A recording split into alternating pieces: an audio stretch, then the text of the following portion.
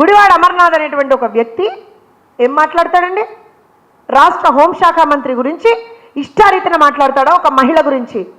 నీకు అక్క చెల్లెలు లేరు, నీ ఇంట్లో పెళ్ళం బిడ్డలు లేరు, నీకు నీ ఇంట్లో ఆడవాళ్ళు లేరు, నీ ఆడవాళ్ళని అలానే మాట్లాడితే నోరు మూసుకుంటావా నువ్వు కూడా? ఒక టీచర్గా చెప్తున్నా, నీలాంటి వాళ్ళని చెంపలు వాయగొట్టాలి పిచ్చి పిచ్చిగా వాగినందుకు ఆడవాళ్ళ గురించి. దీన్ని ఏమంటారో తెలుసా? Outraging the modesty of a women. ఓ మంత్రిగా ఎలగబెట్టావు కదా నువ్వు, ఎంతో కొంత ఇంగ్లీష్ వచ్చి ఉంటుంది కదా నీకు కూడా, లేదా రాకపోతే నేర్చుకో. మేకప్ గురించి మాట్లాడడం, మీలాంటి పనులు మా ఇంట్లో ఆడవాళ్ళు చేయరు, ఎంత తమాషాలు ఆడుతున్నావా? ఇంకో మంత్రి బయలుదేరుతుంది, బీసీ శాఖ మార్చుల గురించి మాట్లాడుతూ నీ అయ్య జాగిరా నీ అబ్బ జాగిరా అని మాట్లాడుతుంది. వాళ్ళు ఆ ఫ్యామిలీ ఆ కాన్స్టిట్యున్సీకి చేసిన దాంట్లో నువ్వెంత చేశావు ఉషశ్రీ గారు అని నేను అడిగితే ఏం సమాధానం చెప్తున్నావుడా?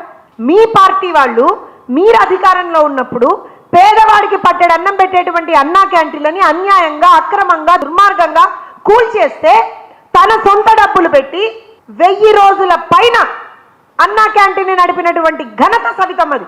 ఏ రోజునన్నా ఒక్కరికన్నా పట్టెడన్నం పెట్టావా ఉషశ్రీ నువ్వు? సవితమ్మ గురించి మాట్లాడుతున్నావు. ఎవ్రీ సింగిల్ డే వీళ్ళు చేసేది ఏంటి అంటే ఇదే. దానికి తోడు మళ్ళీ మేము వచ్చేస్తాం. మొన్నే ఒప్పుకున్నాడు, నాది కాక్రోచ్, నేను కాక్రోచ్ అన్నాడు. సరే, మా ఎమ్మెల్సీ గారు శ్రీకాంత్ గారు చాలా బ్రహ్మాండంగా చెప్పారు, నువ్వు కాక్రోచ్ కాబట్టే ప్రజలు హిట్ చేసి నిన్ను తీసి అవతలు బారేశారని చెప్పారు. నేను ఆ మాట కూడా అన్నట్లు, ఇంకా కాక్రోచెస్ ఎక్కడ కనపడ్డా చంపి అవతలు బారేస్తాం.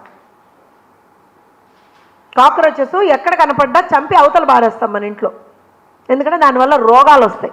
లిటరల్గా ఇవాళ రోజున ఆంధ్రప్రదేశ్ రాష్ట్రానికి ఒక రోగంలాగా తయారైంది ఈ పార్టీ.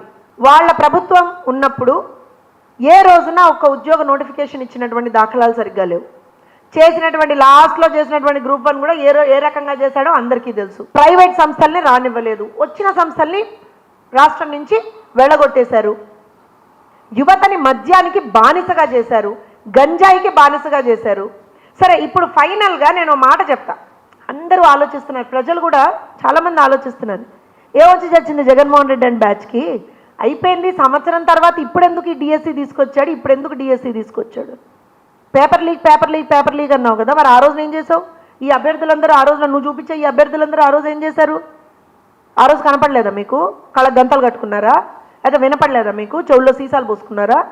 ఇవాళ ఎందుకు తీశాడు ఇది అని అంటే, మద్యం కుంభకోణంలో జగన్మోహన్ రెడ్డి అండ్ బ్యాచ్ చేసినటువంటి ఆ కుంభకోణం బయటపడింది కాబట్టి 3500 కోట్లు జగన్మోహన్ రెడ్డి అండ్ బ్యాచ్ దున్నపోతుల్లాగా పందికొక్కుల్లాగా 30,000 మంది ప్రాణాలు హరించి దొబ్బింది 3500 కోట్లు.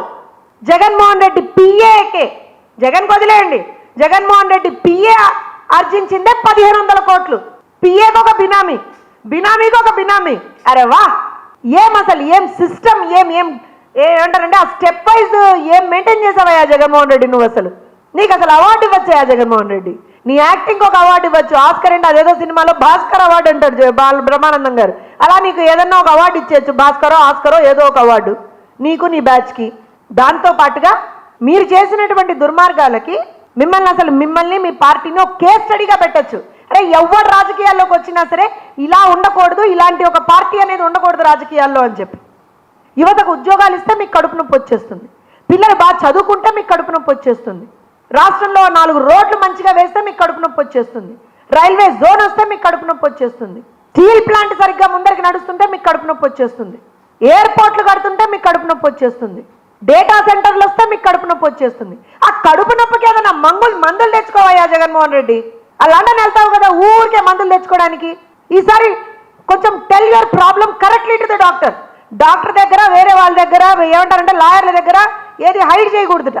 చెప్పి ఆంధ్రప్రదేశ్కి మంచి జరిగితే నాకు కడుపు నొప్పి వస్తుందండి, నాకు ఎక్కడ లేని రోగాలు వస్తున్నాయండి, ఆంధ్రప్రదేశ్లో యువత బాగుపడుతుంటే నేను తట్టుకోలేకపోతున్నాను, నాలో ఉన్నటువంటి సైకోతనం బయటకు వచ్చేస్తుందండి, నన్ను ఏం మందులు వేసుకోమంటారు డాక్టర్ గారు అని అడగండి. లేదా if you want us to suggest a good doctor to you, will do that. అదన్నా చేస్తాం. కానీ ఇలా రాష్ట్రం మీద పడి ఏడవకండి, యువత భవిష్యత్తుతో ఆడుకోకండి. నేను ఇవాళ ఈ ప్రెస్ మీట్ పెట్టడానికి కూడా కారణం ఒకటేనండి. 1 year అయిపోయింది, బ్రహ్మాండంగా ఉద్యోగం చేసుకుంటున్నటువంటి టీచర్ల గురించి వాళ్ళ రోజున ఇంత నిర్లజ్జగా నిస్సిగ్గుగా మాట్లాడుతున్నటువంటి వీళ్ళని మనం ఇప్పటికి కూడా ఎక్స్పోజ్ చేయకపోతే చాలా చాలా చాలా రాష్ట్రానికి అన్యాయం చేసినటువంటి వాళ్ళం. ఒక టీచర్గా ఇది నా బాధ. పిల్లలు హ్యాపీగా చదువుకుంటున్నారు, వాళ్ళకి చదువు చెప్తున్నారు.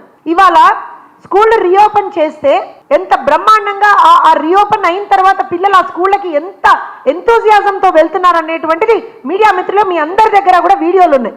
లోకేష్ గారు తన నియోజకవర్గానికి చెందినటువంటి మంగళగిరిలో ఒక స్కూల్ని ఎంత బ్రహ్మాండంగా ఒక ప్రైవేట్ స్కూల్ కంటా బాగా ధీటుగా అక్కడ సౌకర్యాలను కల్పిస్తూ ముందరికెళ్ళారు. అంత అత్యద్భుతంగా చేశారు.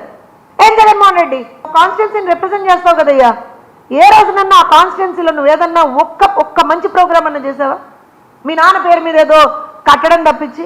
ఇవన్నీ కాదు, మీకు డిఎస్సిలో అక్రమాలు జరిగాయి అనేటువంటి ఆరోపణ ఉంది కదా, కోర్టుకు వెళ్ళండి ఆ కోర్టుకి.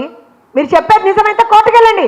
వెళ్ళారు కదా అంతకు ముందర, అసలు కండక్టే చేయకూడదని వెళ్తే కోర్టు మీకు పెడా పెడా పెడా పెడా లెంపలు వాయించి మరి పంపించింది కదా. మీరు నిజం మాట్లాడుతూనే వెళ్ళండి మళ్ళీ కోర్టుకి, లేదా రండి అసెంబ్లీకి రండి. విద్యాశాఖ మంత్రులు నారా లోకేష్ గారు మీకు ఆధారాలతో సహా చూపిస్తారు. ఏం జగన్మోహన్ రెడ్డి గారు దమ్ముందా మీకు అసెంబ్లీకి వచ్చేయడానికి? ఇదే ఉండవు. ఫ్లైట్ ఛార్జీలు పెట్టుకొని ఆ బెంగళూరు నుంచి రావాలా, కూర్చోవాలా, ఓ నలుగురిని వేసుకొని ప్రెస్ మీట్ పెట్టాలా, బురద చల్లాలా, మళ్ళీ వెంటనే ఫ్లైట్ వేసుకుని వెళ్ళిపోవాలి. ఇది నువ్వు చేసేటువంటిది.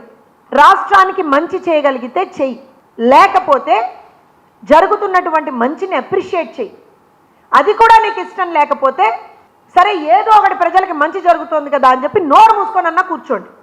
ప్రజలకు అన్యాయం చేద్దామని చూస్తే మాత్రం ప్రభుత్వం ఊరుకోదు, తెలుగుదేశం పార్టీ శ్రేణులు ఎవ్వరూ కూడా ఊరుకోదు.